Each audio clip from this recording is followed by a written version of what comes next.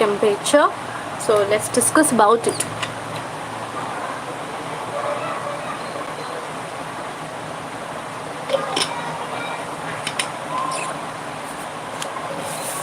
Talking about body temperature can be measured by placing the clinical thermometer in different parts of the body, such as mouth, that is the oral temperature; axilla, that is the axillary temperature; rectum, that is rectal temperature; and over the skin, that is surface temperature. So body temperature can be measured by placing the clinical thermometer in different parts of the body. Okay, what is normal body temperature? Normal body temperature is 98.6 degree Fahrenheit, that is 37 degrees Celsius. When measured by placing the clinical thermometer in the mouth, that is oral temperature, axillary temperature is 0.3 to 0.6 degrees Celsius, and it is lower than the oral temperature. So axillary temperature is 0.3 to 0.6 degrees Celsius, which is 0.5 to 1 degree Fahrenheit lower than the oral temperature. The oral temperature is more. Normal body temperature is 98.6 degree Fahrenheit. If you measure the temperature of a subject, if you find 98.6 degree Fahrenheit, so it's normal. If it is measured by the clinical thermometer by keeping in the oral in the mouth, but if you see the axillary temperature, then it will be 0.3 to 0.6, that is at least 0.5 to 1 degree Fahrenheit, that is lower than the oral temperature. The rectal temperature is 0.3 to 0.6 degrees Celsius higher than the oral temperature. So rectal temperature is higher than the oral temperature, whereas axillary temperature is lower than the oral temperature. Okay. Now, surface or skin or superficial temperature is slightly less than the oral temperature. What is core temperature? Core temperature is the average temperature of structures present in deeper parts of the body. Core temperature is the average temperature of structures present in deeper part of the body. Core temperature is always more than oral or rectal temperature. Temperature at different parts of the body. You can see, if you want oral temperature in Fahrenheit, then it is 98.6 Fahrenheit. Surface temperature is 85.1 to 93 degrees Celsius. Axillary temperature is 0.5 to 1 degree Celsius. Rectal temperature is 0.5 to 1 degree. Core temperature is 100 degrees Celsius. Core temperature is higher than the oral temperature. Core temperature is the average temperature of structures present in deeper part of the body. So variations of body temperature, how physiologically and pathologically temperature varies. So with age, in infants, body temperature varies in accordance to environmental temperature for first few days after birth. It is because the temperature regulating system does not function properly during infancy. Okay, in children temperature is slightly more than in adults because of more physical activities. In old age, since heat production is less, the body temperature decreases slightly. If we talk about the sex, in females, the body temperature is less because of low basal metabolic rate when compared to that of the males. During menstrual phase, it decreases slightly. So in females, the body temperature is less because of the low basal metabolic rate when compared to that of the males. So in females, the basal metabolic rate is less. During menstrual phase, it decreases slightly. Talking about diurnal variation, early morning temperature is 1 degree Celsius less. In the afternoon, it reaches maximum, that is 1 degree Celsius more than the normal.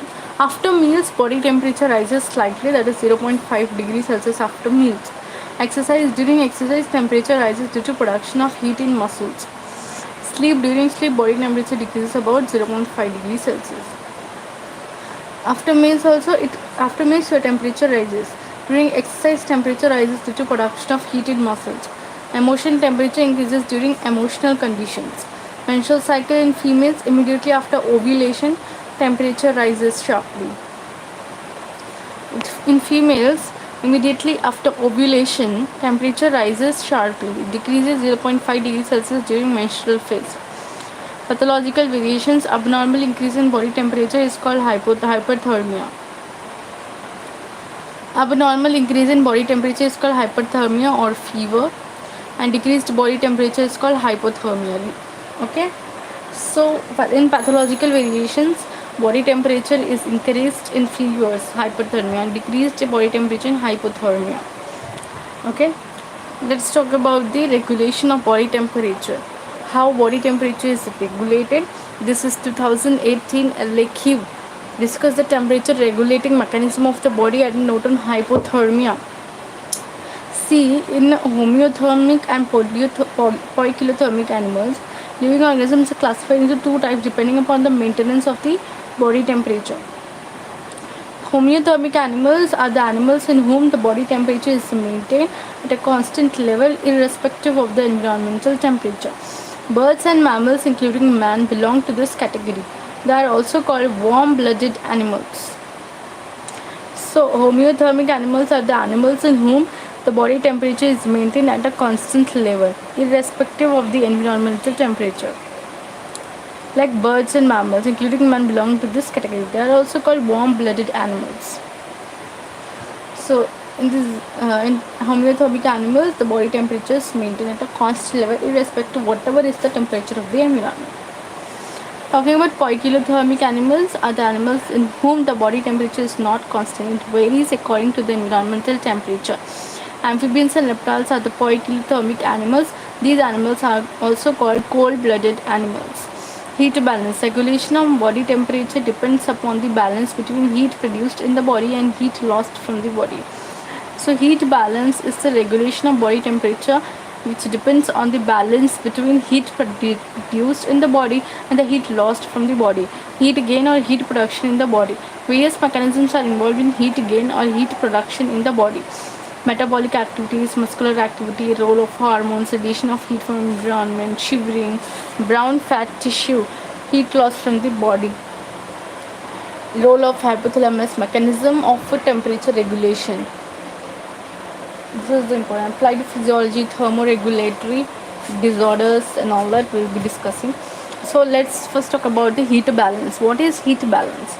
We have discussed about hypothermia, homeothermic and poikilothermic. Homeothermic, the animals that can regulate the body temperature irrespective of the temperature of the environment, like birds and mammals.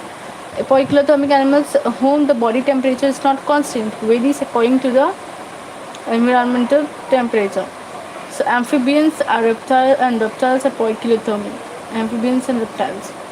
These are cold-blooded animals. We are warm-blooded animals. Birds are warm-blooded. Okay. Heat balance. Regulation of body temperature depends upon the balance between heat produced in the body and the heat lost from the body. How regulations maintain heat lost and heat produced in the body? There should be balance.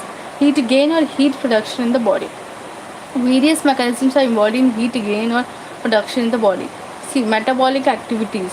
Major portion of heat produced in the body is due to metabolism of foodstuffs. It is called as heat of metabolism. Heat production is more during metabolism of fat. About 9 calories of heat is produced during metabolism of fats and 1 liter of oxygen is utilized. For the same amount of oxygen, carbohydrate metabolism produces 4.7 calories of heat.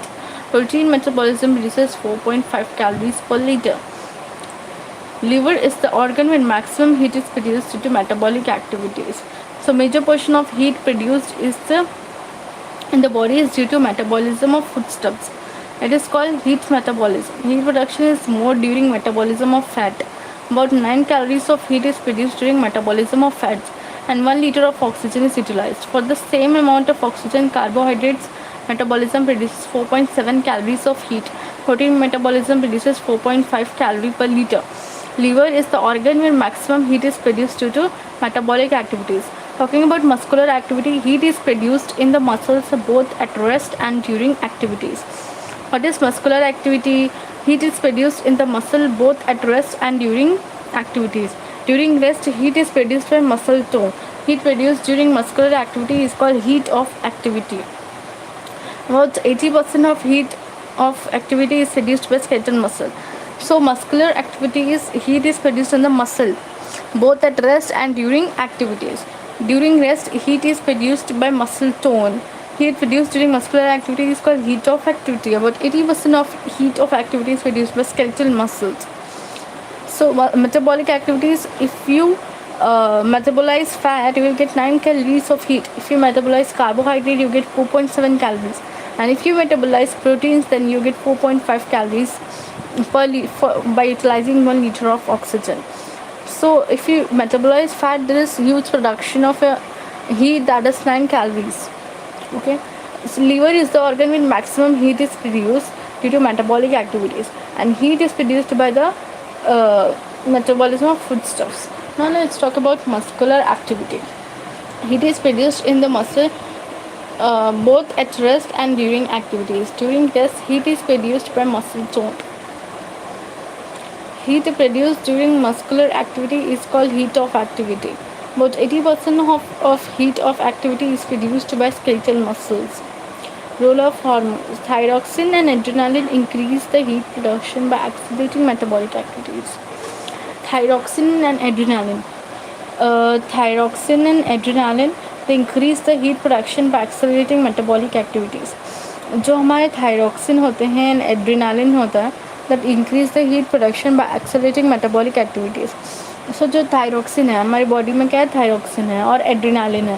तो adrenaline और thyroxine क्या करते हैं, heat production को accelerate करते हैं, accelerate the metabolic activity. Thyroxine and adrenaline, thyroxine and adrenaline, thyroxine and adrenaline, thyroxine and adrenaline, thyroxine and adrenaline, thyroxine and adrenaline, thyroxine and adrenaline, they increase the heat production by accelerating the metabolic activities. Thyroxine and adrenaline, thyroxine and adrenaline, thyroxine and adrenaline, they increase the heat production by accelerating metabolic activities. Thyroxine and adrenaline, thyroxine and adrenaline, they increase the heat production by accelerating the metabolic activity. Because they accelerate the metabolic activities, then there is lots of heat production. Let's talk about radiation of heat from environment. Body gains heat by radiation. It occurs when environmental temperature is higher than body temperature. Then body gains heat. And this is by radiation. Shivering. Shivering refers to shaking of body caused by rapid involuntary contractions or twitching of the muscles as during exposure to cold. Shivering is a compensatory physiological mechanism during which enormous heat is produced.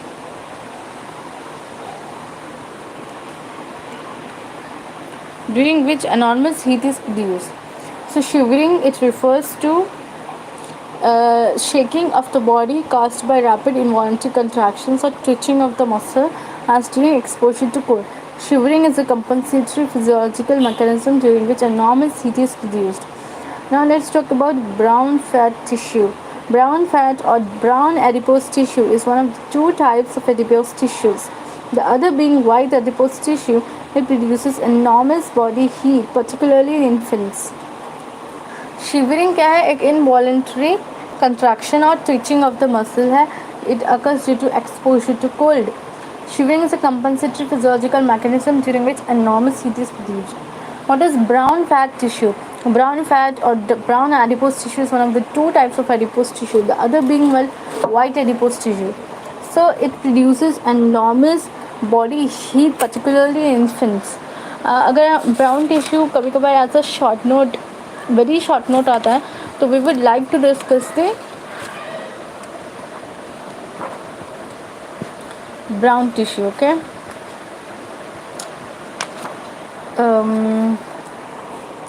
so there are two types of adipose tissue. One is called the brown tissue and brown adipose tissue, and another is called the white adipose tissue. So there are two types. Okay, brown adipose tissue and white adipose tissue. Okay, now let's talk about the brown adipose tissue or brown fat. Brown adipose tissue is a specialized form of adipose tissue. It has a function opposite to that of the white adipose tissue. It is present only in certain areas of the body, such as back of neck and interscapular region. It is abundant, very abundant in infants, forming about 5% of total adipose tissue. After infancy, Brown adipose tissue disappears gradually and form only 1% of total adipose tissue in adults. It is formed by fat cells which are multilocular. That is, these cells contain many small vacuoles filled with fat. The coloration of this adipose tissue is due to high vascularization and large number of iron-rich mitochondria. So brown adipose tissue is a specialized form of adipose tissue. It has the function opposite to that of the white adipose tissue. It is present only in certain areas of the body such as back of neck and interscapular region, abundant in infants, forming about 5% of total adipose tissue. After infancy, brown adipose tissue disappears gradually and forms only about 1% of total adipose tissue in adults. It's formed by fat cells which are multilocular. That is, these cells contain many small vacuoles with fat. These are multilocular. They have small vacuoles and these vacuoles contain fat. The coloration is because of the high vascularization and large number of iron-rich mitochondria. Talking about the functions of brown adipose tissue does not store lipid, but they generate heat by burning lipids. In infants and hibernating animals, brown adipose tissue plays an important role in regulating body temperature via non-shivering thermogenesis. Heat production in brown fat is very essential for survival of infants and small animals in cold environment.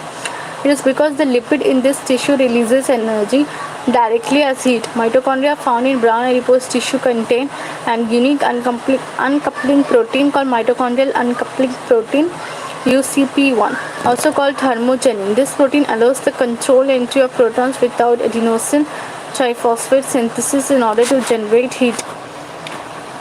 Brown adipose tissue does not store lipids, but they generate heat by burning lipids. In infants and hibernating animals, brown adipose tissue plays an important role in regulating body temperature. So brown adipose tissue does not store lipids, but they generate heat by burning lipids. In infants and hibernating animals, brown adipose tissue plays an important role in regulating body temperature via non-shivering thermogenesis. Heat production in brown fat is very essential for survival of infants and small animals in cold environment. It is because the lipid in this tissue release energy directly as heat. Mitochondria found in brown adipose tissue contain a unique uncoupling protein called mitochondrial uncoupling protein 1, also called thermogenin. This protein allows the controlled entry of protons without adenosine triphosphate synthesis in order to generate heat. So this is very important in infants, because in infants they don't shiver. So the heat is produced via non-shivering thermogenesis and the body temperature is regulated in infants. Heat production in brown fat is very essential for survival of infants and small animals in cold environment. It is because the lipid in this tissue releases energy directly as heat. Mitochondria found in brown adipose tissue contain a unique uncoupling protein called mitochondrial uncoupling protein 1, also called thermogenin. This protein allows the controlled entry of protons without adenosine triphosphate ATP synthesis in order to generate heat. So brown adipose tissue does not store lipids but generate heat by burning lipids. In infants and hibernating animals, brown adipose tissue play an important role in regulating body temperature via non-shivering thermogenesis. Heat production in brown fat is very essential for survival of infants and small animals in cold environment. It is because the lipid in this tissue release energy directly as heat. Guys, I want to add one more thing in this bonus point, that is lipoproteins. These are useful. If you understand this, it will be useful in biochemistry. So lipoproteins are a group of proteins to which lipid molecules are attached. Lipoproteins, they transport lipids such as cholesterol, phospholipids, triglycerides and proteins in blood. Proteins are beta globulins called apoproteins. So lipoproteins, they are a group of proteins in which lipid molecules are attached to. Protein with lipid molecules. Lipoproteins transport lipids such as cholesterol, phospholipids, triglycerides and proteins in blood. Proteins are beta globulins called apoproteins. Classification of lipoproteins. Lipoproteins are classified into 4 types on the basis of their density. They are very low density protein. They contain high lipoprotein, VLDL, high concentration of triglycerides and moderate concentration of cholesterol and phospholipids. And there is intermediate density lipoprotein, ideal. It is formed by removal of large portion of triglyceride from VLDL by lipoprotein lipase. Concentration of cholesterol and phospholipid increases because of removal of triglycerides. It is removed by the lipoprotein lipase. What is low density lipoprotein LDL? It is formed from ideal intermediate density lipoprotein by complete removal of triglyceride. These lipoprotein contain only cholesterol and phospholipid, no triglycerides. High density lipoprotein contain high concentration of protein with low concentration of cholesterol and phospholipids. All the lipoproteins are synthesized in liver. HDL is synthesized in intestine also. Functions of lipoprotein. Primary function of lipoprotein is to transport the lipids in blood. Functions of each type of lipoprotein are given. So if you talk about the function of VLDL, very low density lipoprotein, this VLDL is high concentration of triglyceride is present and moderate concentration of cholesterol and phospholipids are present. So VLDL transport triglycerides from liver to adipose tissue. So VLDL, they transport triglycerides from liver to adipose tissue. Liver to adipose tissue, they transport triglycerides. An ideal intermediate density lipoprotein, in this lipoprotein lipase removes large portion of the triglyceride.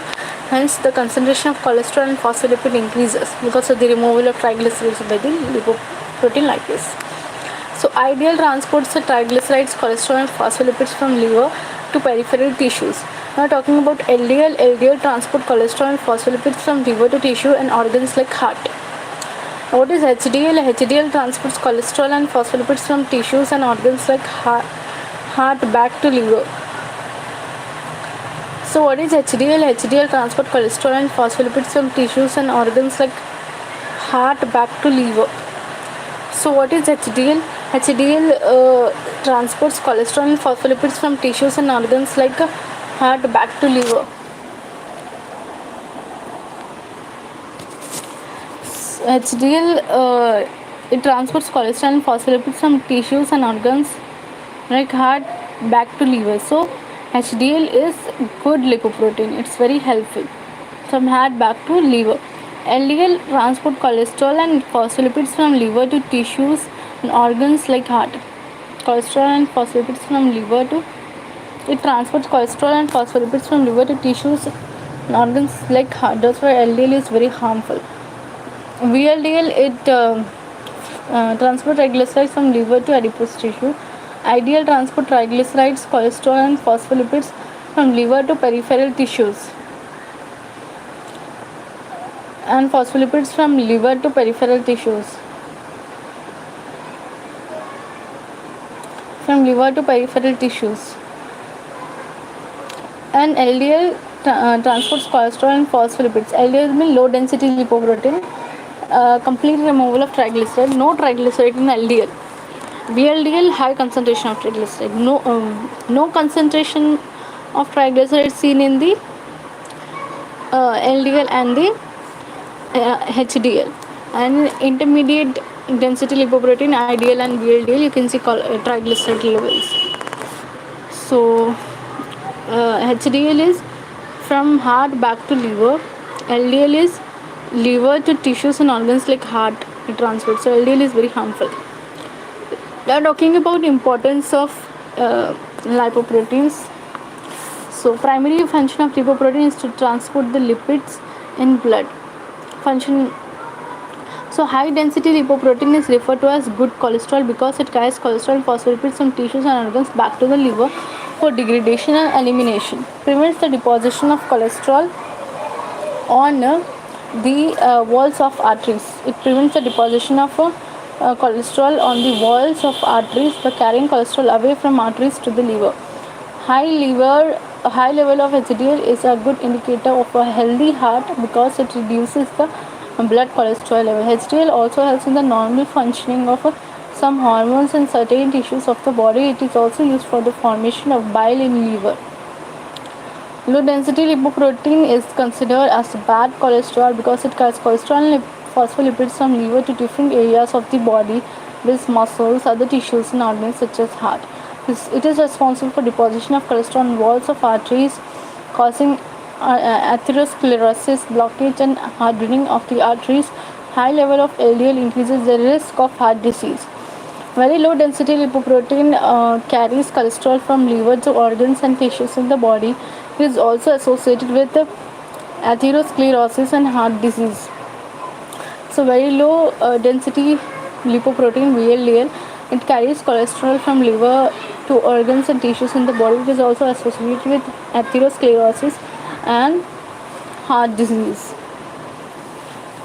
So VLDL and LDL are harmful. HDL is not harmful. It's a good cholesterol and healthy individual levels are at higher side. We were talking about the brown adipose tissue, so let's complete more about adipose tissue. So adipose tissue or fat is a loose connective tissue that forms a storage site of fat in the form of triglycerides. It is composed of adipocytes called fat cells or lipocytes. Obesity does not depend on the body weight but on the amount of body fat, especially adipose tissue. It does not depend on body weight, it depends on the amount of adipose tissue. Adipose tissue is of two types: white adipose tissue and brown adipose tissue. White adipose tissue or white fat is distributed throughout the body beneath the skin, forming subcutaneous fat. What is subcutaneous fat? Basically, subcutaneous beneath the skin. It also surrounds the internal organs. This adipose tissue is formed with fat cells which are unilocular. That is, these cells contain a large vacuole filled with fat. But if you see in brown adipose tissue, you will get multilocular. In that small vacuoles are filled with fat. Small vacuoles. Here, large vacuole is filled with fat. In white adipose. Functions of white adipose tissue: it is storage of energy and heat insulation and protection of internal organs like kidneys, like a cushion it is. So storage of energy. Main function of white adipose tissue is the storage of lipids. Utilization of storage of fat is regulated by hormones, particularly insulin. Main function of white adipose tissue is the storage of lipids. Utilization of storage of fat is regulated by hormones, particularly insulin, depending upon the blood glucose level. If the blood glucose level increases, insulin stimulates synthesis and storage of fat in white adipose tissue. On the other hand, if blood glucose levels decreases, insulin causes release of fat from adipose tissue. Released fat is utilized for energy. On the other hand, if blood glucose level decreases, insulin causes release of fat from adipose tissue. Released fat is utilized for energy. The main function of white adipose tissue is the storage of lipids. Utilization or storage of fat is regulated by hormones, particularly insulin. If insulin is more, if blood glucose is more, insulin promotes storage and synthesis of fats in white adipose tissue. On the other hand, if blood glucose level decreases, insulin causes release of fat from adipose tissue. Released fat is utilized for energy. Let's talk about insulation, how it helps in heat insulation. Insulation function is due to the presence of adipose tissue beneath the skin, that is subcutaneous adipose tissue. Protection of internal organs. White adipose tissue protects the body and internal organs by surrounding them and by acting like a mechanical cushion. Let's talk about the brown adipose tissue or brown fat. Brown adipose tissue is a specialized form of adipose tissue.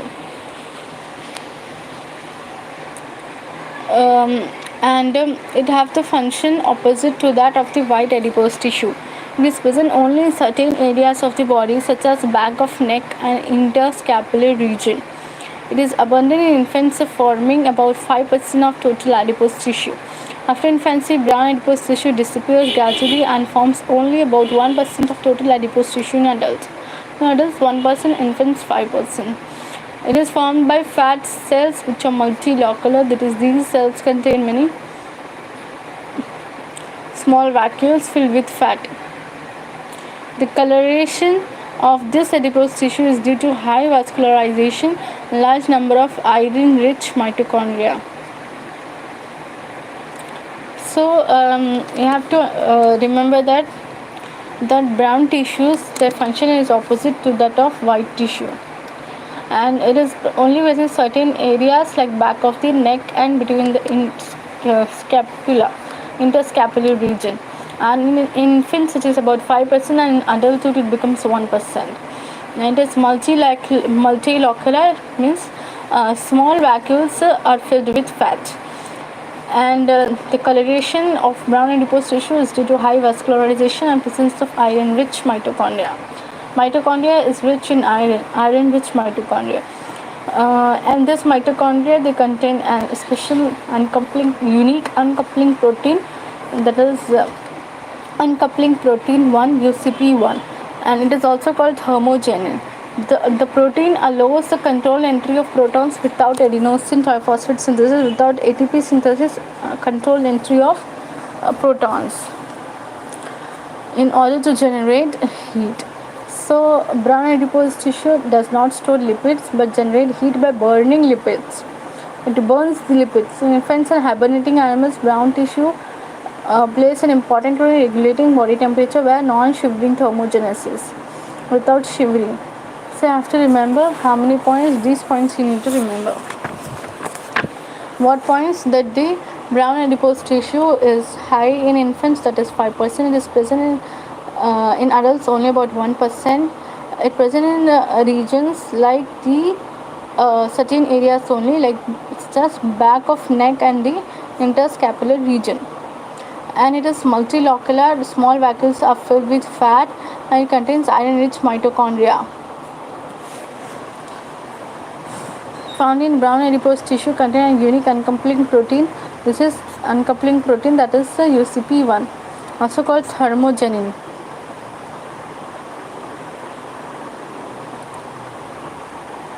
Entry of proteins without adenosine triphosphate ATP synthesis.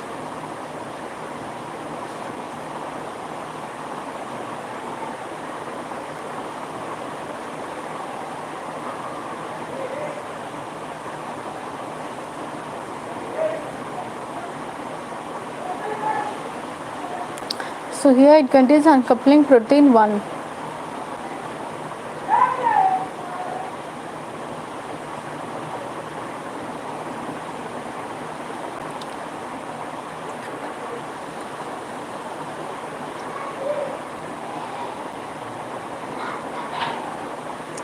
Okay, now what points you need to remember is it is present in infants 5%, in adult 1%, only in certain regions like the back of neck and the interscapular region. It is multilocular. It contains small vacuoles with fat. Its color is due to high vascularization and the presence of the iron-rich mitochondria. The mitochondria is found in brown adipose tissue, contains a special unique protein, that is uncoupler protein 1, and this UCP1 protein is also called thermogenin, and this protein controls entry of protons without ATP synthesis in order to generate heat. Brown adipose tissue does not store lipids, but they generate heat from the burning of lipids. In infants and hibernating animals, brown adipose tissue plays an important role in regulating of body temperature via non-shivering thermogenesis.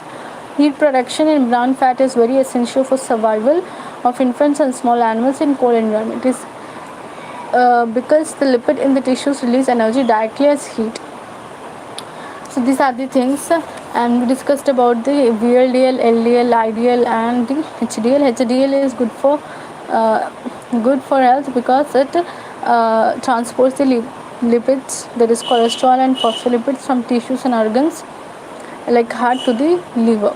HDL, and HDL is good cholesterol. It contains large concentrations of high concentrations of proteins and low concentration of lipids. Whereas VLDL and LDL, they transport cholesterol and phospholipids from liver to the other organs. They are responsible for atherosclerosis, deposition of lipids, cholesterol and phospholipids into the wall of the arteries. They are not good for health. VLDL contains large amount of triglycerides and small amounts of small concentrations, like moderate concentrations of cholesterol and phospholipids. LDL, they, by the removal of triglycerides from the VLDL, will get the LDL. Here you can find only cholesterol and phospholipids. So VLDL, LDL, they are not good for health.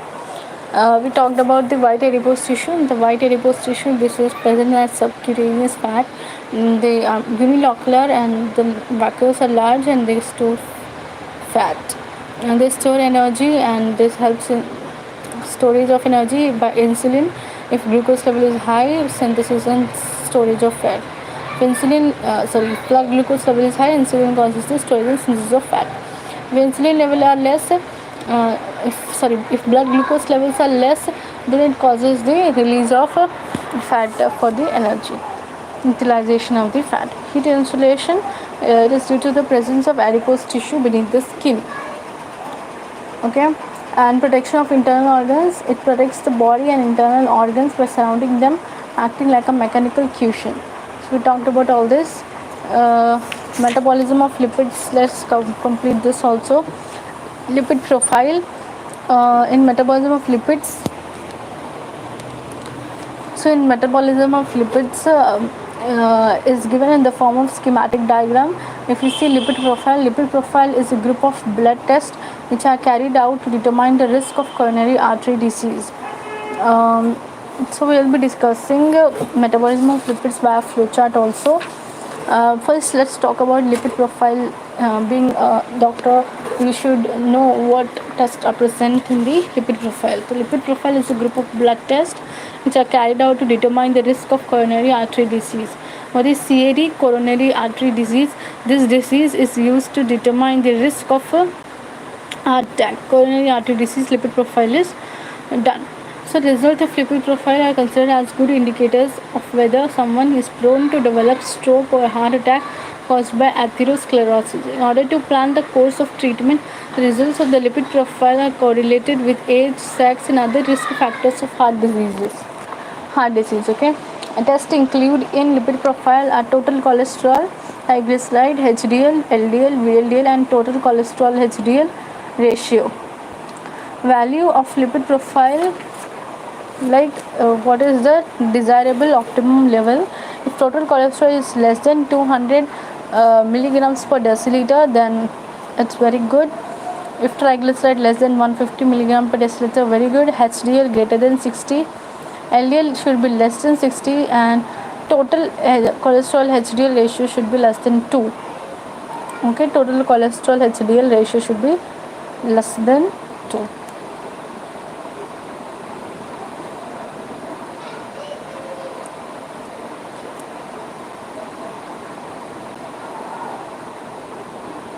Then it is good. Borderline range means if your total cholesterol is 200 to 240, then you are borderline. If the triglyceride is 150 to 200, you are borderline. If HDL is 40 to 60, borderline. LDL 60 to 100, borderline. And 2 to 6 total cholesterol, borderline. So guys, if you have 200 to 240 milligram per deciliter, then it is total cholesterol, borderline cholesterol. Triglyceride 150 to 200, borderline cholesterol. HDL 40 to 60, borderline. It should be more than 60.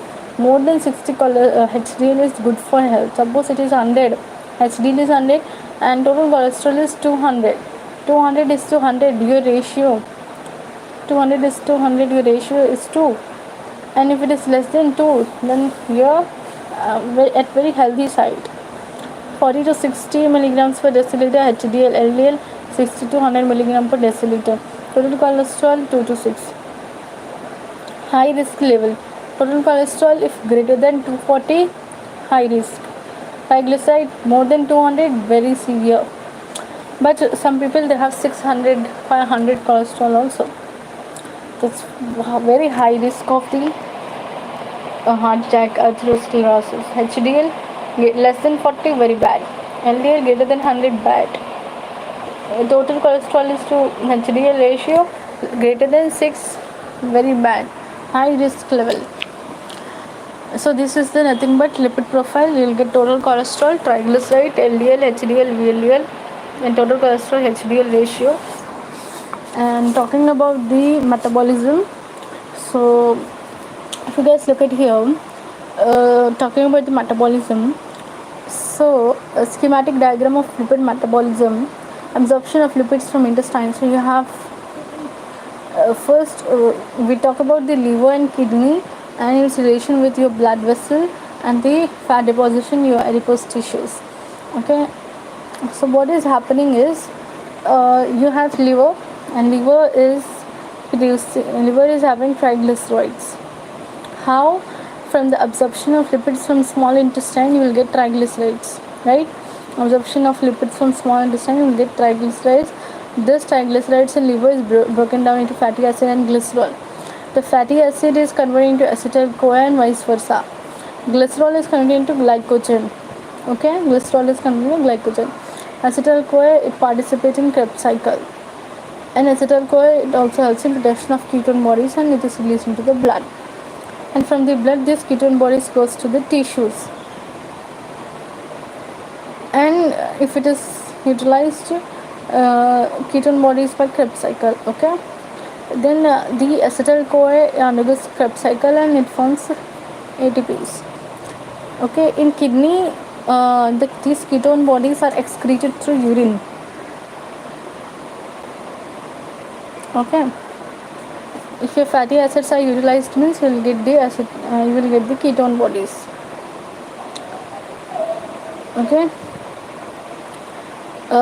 then these triglycerides from the liver, they also from the through blood they reach the adipose tissue, and there it is stored, and glycerol converted to glucose in the blood, and this glucose can be converted to glycerol back and deposited as fat in adipose tissue.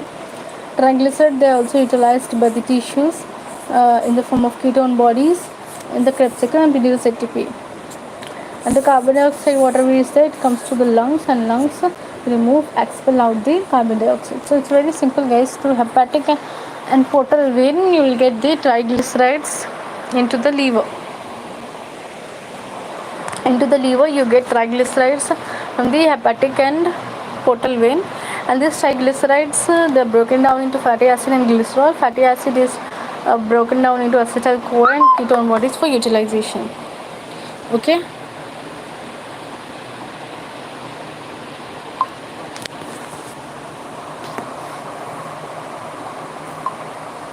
Okay, so this is the thing.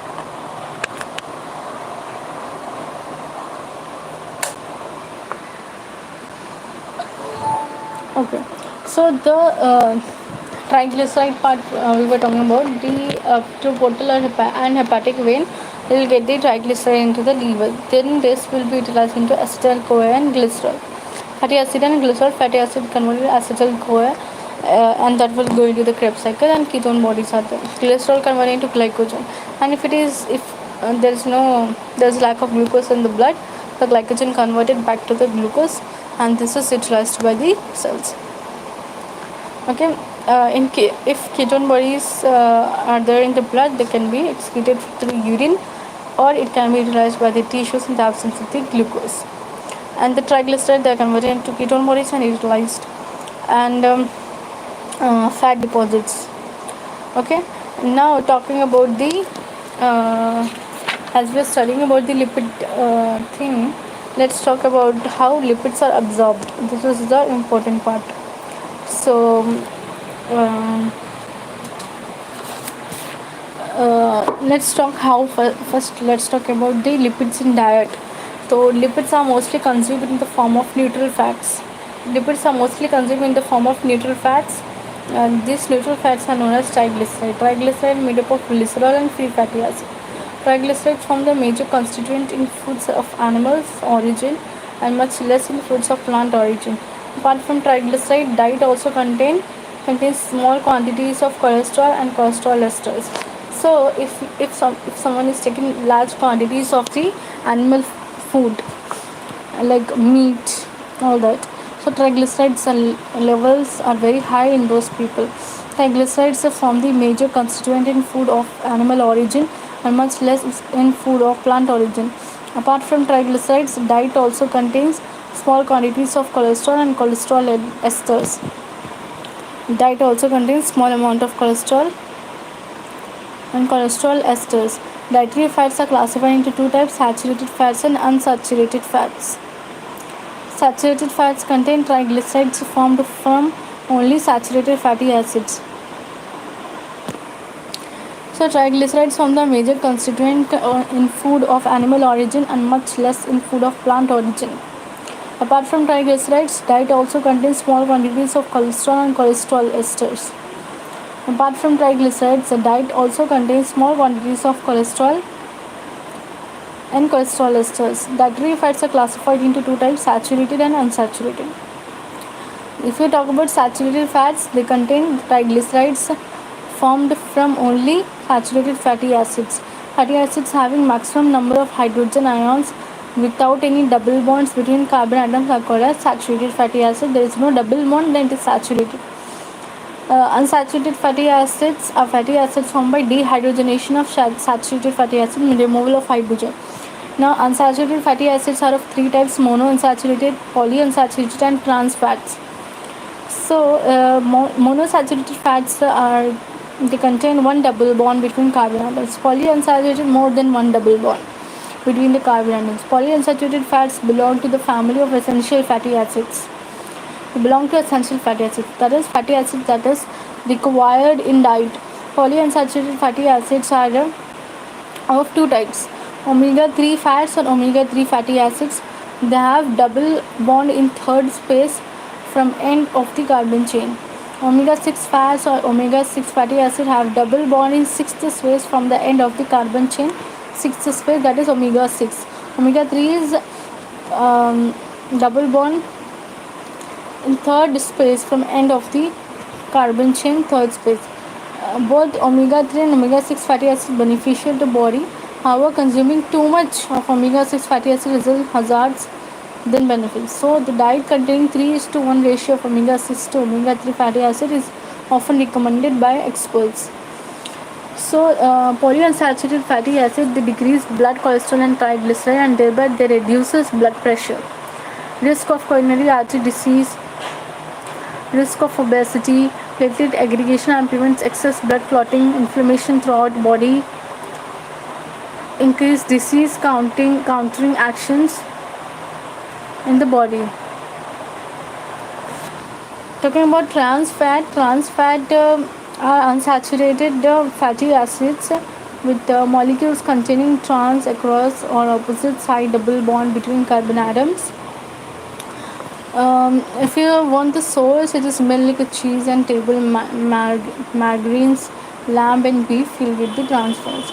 It increases low density lipoprotein and thereby increase the risk of atherosclerosis and coronary heart disease. So let me talk about the sources and functions of these different types of fats. So we discussed broadly it is two types based on the whether they have double bond or not: saturated fats and unsaturated. Unsaturated three types: monosaturated, polyunsaturated, and trans fat. Talking about saturated fats, their source is full fat milk. Full fat milk, cheese, cream, butter, commercially baked biscuits and pastries,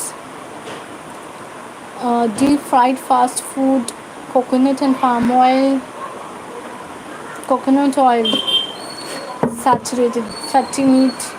So, functions that increase blood cholesterol and thereby increase the risk of arteriosclerosis and coronary heart disease. Coconut and palm oil, they are not very good. Many people in Maharashtra, MP, they use lots of coconut oil. But guys, this coconut oil, they increase the risk of the CAD, coronary heart diseases, coronary artery disease. Monosaturated fats like in oils like canola, olive, peanut oils, nuts, cashews, almonds, hazelnuts, and peanuts, margarine. So they decrease blood cholesterol and thereby they decrease the risk of coronary heart disease. Peanut oil, phalli ka tel. So they are very good source. So you can use peanut oils, almond oil, cashew nut oil, peanut oils. Nuts are very good. Olive oil, canola oil. They decrease the blood cholesterol and they decrease the coronary risk of coronary heart diseases. And margarine you can use. What is polyunsaturated fats? They actually contain their omega-3 and omega-6 fatty acids. So they are present in fruits, vegetables, vegetable oils like sunflower oil, corn, soy oils, Nuts like walnuts find polyunsaturated fatty acid PUFA. Flax seeds, margarines, polyunsaturated margarines, lean meat, fish and seafoods, and egg you can find all these things, right? So they decrease blood cholesterol and triglyceride, and thereby blood cholesterol and triglyceride are thereby reduces blood pressure, risk of coronary heart disease, risk of obesity, platelet aggregation, and prevents excess blood clotting, inflammation throughout body decreases, and this increase disease countering actions in the body. But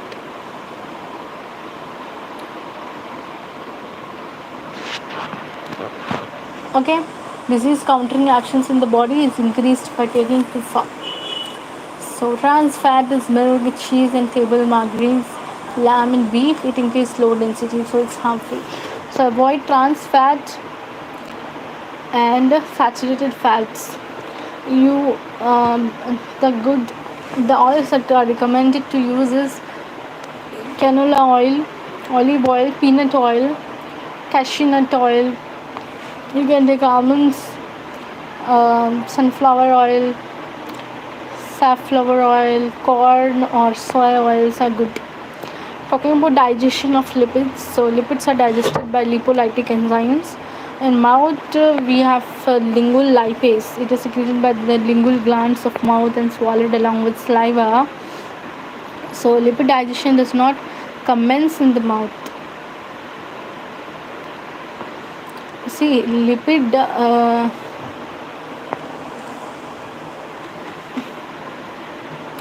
lingual lipase is present, and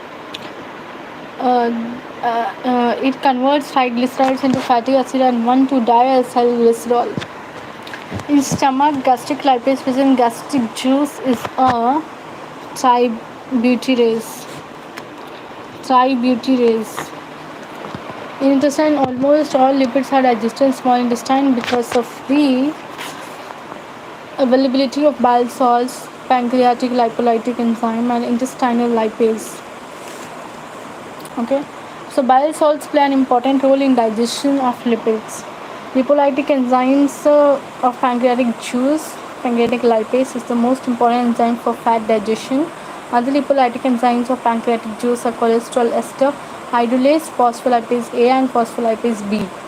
Lipolytic enzymes of succus entericus. Intestinal juice is only lipolytic enzyme present in succus entericus. Intestinal lipase, also called stepsin. Final products of fat digestion: fatty acid, cholesterol, monoglycerides are the final products of lipid digestion. How the lipid is absorbed? So monoglycerides, cholesterol, fatty acids from the muscles enter the cells of intestinal mucosa by simple diffusion. From here, further transport occurs. In mucosal cells, most of the monoglycerides are converted into triglycerides. Okay, triglycerides are also formed by re-esterification of fatty acid with more than 10 to 12 carbon atoms. Some of the cholesterol is also esterified. Triglycerides and cholesterol esters are coated with a layer of protein, cholesterol, and phospholipids to form the particles called chylomicrons. So see, these mucosal cells, as they reach in the form of muscles, most of the monoglycerides convert to triglycerides. Triglycerides are also formed by re-esterification of fatty acids with more than 10 to 12 carbon atoms. Re-esterification of fatty acids to form the triglycerides. Some of the cholesterol is also esterified. So triglycerides and cholesterol esters are coated with a layer of protein. Cholesterol and phospholipids to form the particles called chylomicrons. Chylomicrons cannot pass through the membrane of the blood capillaries because of larger size. These lipid particles enter the lymph vessels and then are transferred into the blood from lymph. Fatty acids containing less than 10 to 12 carbon atoms enter portal blood from mucosal cells and are transported as free fatty acids or unesterified fatty acids. Most of the fats are absorbed in the upper part of small intestine. Presence of bile is essential for fat absorption. Triglycerides and cholesterol esters are coated with a layer of protein. cholesterol and phospholipids to form the particles called chylomicrons. Chylomicrons cannot pass through the membrane of the blood capillaries because of larger size. So these lipids particles enter the lymph vessels and then are transferred into the blood from lymph. See, triglycerides and cholesterol, the enter esters are coated with a layer of protein. Cholesterol and phospholipids to form the particles of chylomicrons. Chylomicrons cannot pass through the membrane of the blood capillaries because of larger size. So these particles enter lymph vessels. Chylomicrons, they cannot pass through the membrane of the blood capillaries. So they enter the lymph vessels and then they are transferred into the blood from lymph. Fatty acids containing less than 10 to 12 carbon atoms enter portal blood circulation. Fatty acids containing less than 10 to 12 carbon atoms.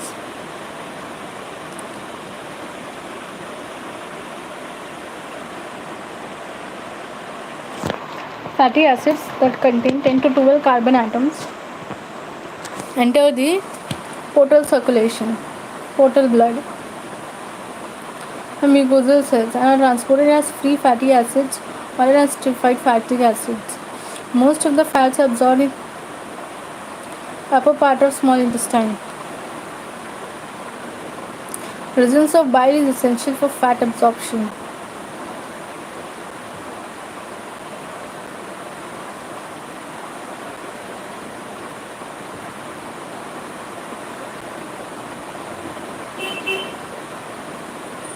Okay, storage and transport of lipids.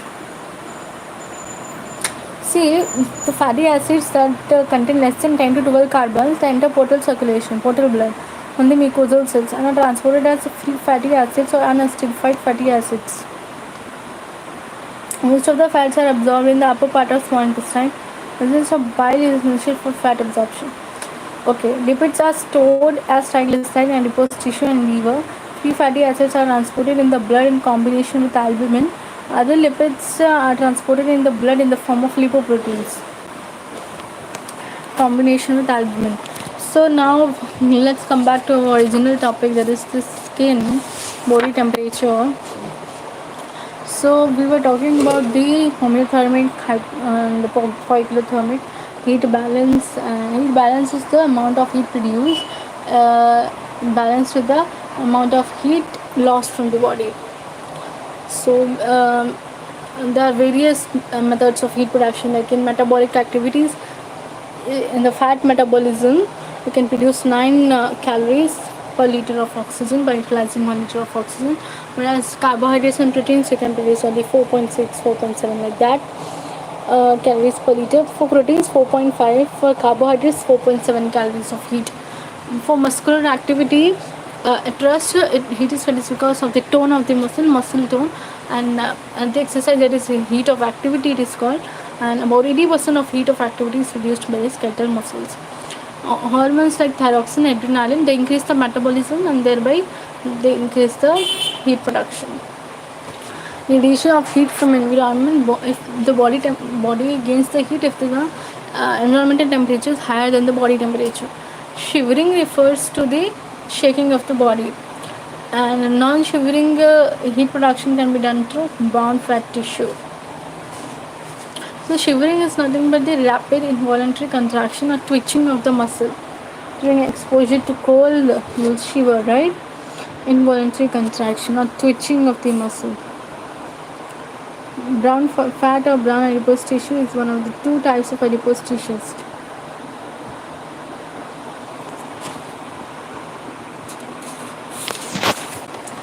Heat loss from the body. So maximum heat is lost from the body through skin, and small amount of heat is lost through respiratory system also. By inspiration and expiration will lose significant amount of heat. Kidneys and GI tract. When environmental temperature is less than body temperature, heat is lost from the body. So heat loss occurs by following methods: conduction, radiation, convection, evaporation, and panting. So all this conduction is 3% of heat is lost from the surface of the body to other objects such as chair or bed by means of conduction. So it's very funny if someone is sitting on a chair and then as soon as you get up, then you sit, then you feel there is some heat. There is some production of, there is some heat you will feel. So So this is the 3% of heat that is lost from your body. Radiation is 60% of heat lost by means of radiation. 60%, very high, right? Then conduction is only 3%. Wherever you are sitting, chair or bed or something on floor, you'll lose some heat. So that is conduction. Radiation is 60% of heat by means of radiation. Transfer of heat by infrared electromagnetic radiation from body to other objects to the surrounding air. Convection is actually radiation do not require a medium. Like from the solar system, there's no medium there, but still the heat comes to the earth through radiation. Convection is 15% of heat is lost from the body to the air by convection. First, heat is conducted to air surrounding the body and then carried away by air currents, that is convection. Evaporation, that is insensible perspiration. When you sweat, water evaporates from sweat and heat is lost from the body. About 22% of heat is lost through evaporation of body. We can lose about 22% of heat. Perspiration and insensible perspiration. Perspiration means formation of sweat from which water is lost by means of evaporation. Perspiration means formation of sweat from which water is lost by means of evaporation. Insensible perspiration refers to perspiration which occurs before it is being perceived or sensed. We are not aware of perspiration. We are not aware of sweating, but you are sweating and losing water. In addition to loss of water through sweat, insensible perspiration includes evaporation of water through lungs also. Usually, insensible perspiration is about 400 to 600 ml per day. Panting is the rapid, shallow breathing associated with dribbling of more saliva. Animals like dogs which do not have sweat glands, it is lost by evaporation of water from lungs and saliva by means of panting. Panting means, have you seen dogs? Dogs are panting, rapid, shallow breathing, and there is dribbling of the saliva. So this is the method. Okay, thank you guys.